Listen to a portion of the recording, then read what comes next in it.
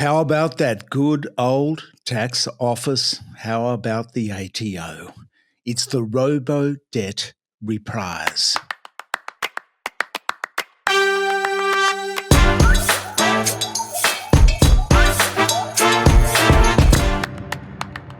Yes, the tax office is targeting 1.8 million people and small businesses for debts up to 15 years old.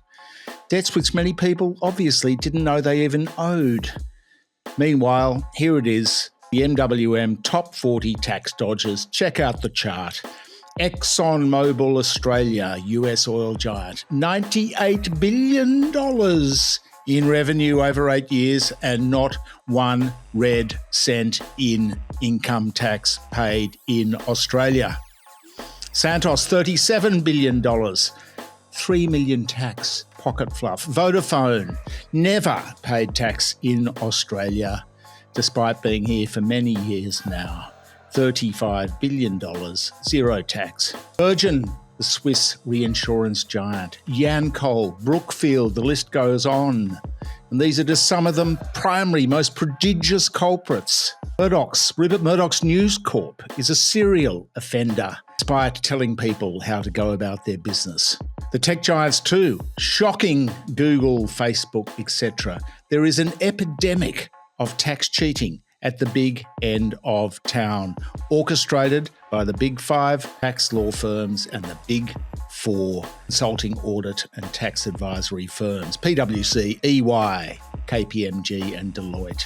Yet this targeting of small fry in the midst of a serious cost of living crisis. ATO claims it's owed $15 billion. Well, why didn't they collect it before? The analytics better now? Is it instruction from Jimbo Chalmers, the Treasurer?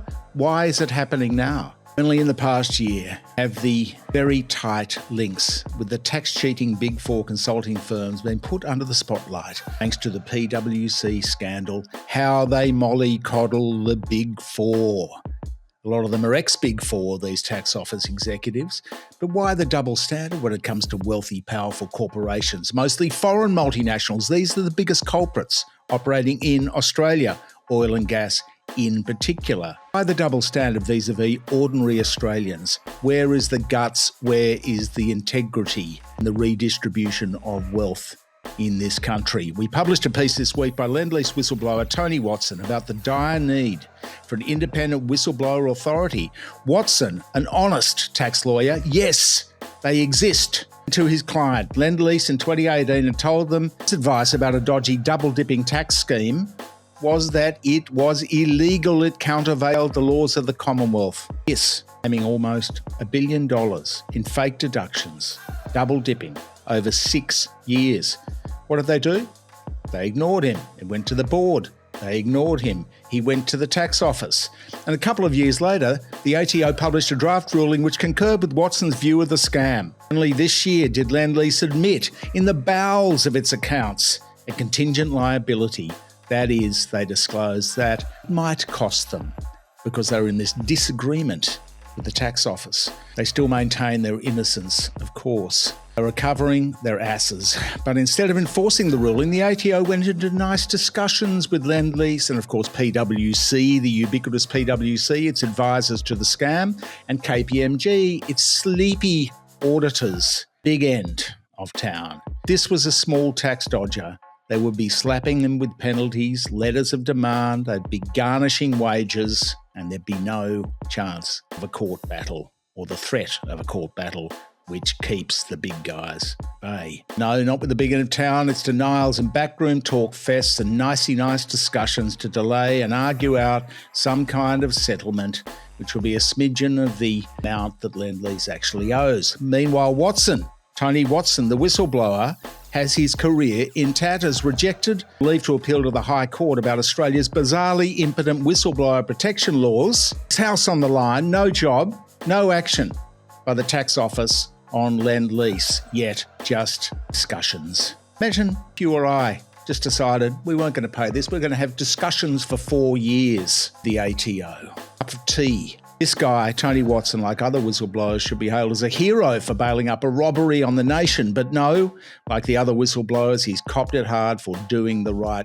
thing. Why? thing about tax avoidance is that corporations are taxed on profits, not total income. We personally, as individuals, are taxed on our total income, 30% or whatever your rate is.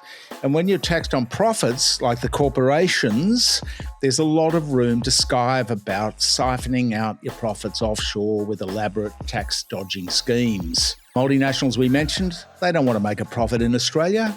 Then they'd have to pay tax at the 30% corporate tax rate. So they funnel it out to a tax haven. Unlike people, corporations have an endless life. They enjoy limited liability as well, which we don't enjoy. We just enjoy liability. They donate to political parties. Do you donate to political parties? Employ lobbyists and other hangers-honourers. They have compliance departments to handle all this stuff too, so they're not going to let as much stuff slip through the net. So despite the usual plethora of scams this week, the nuclear energy farce rolls on. The fuel standards campaign, the so-called ute tax, the excessive politicians' expenses, both sides, both major parties, and the ridiculous hit to free speech, which is now the targeting of TikTok in America, and supposed free speech brigade here now piling in and calling for a TikTok ban in Australia too for divestiture. Despite all these beautiful scams, the scam of the week goes to the ATO for Robo-Debt Mark II. Thank you for your support. Please like, share, comment in the space below.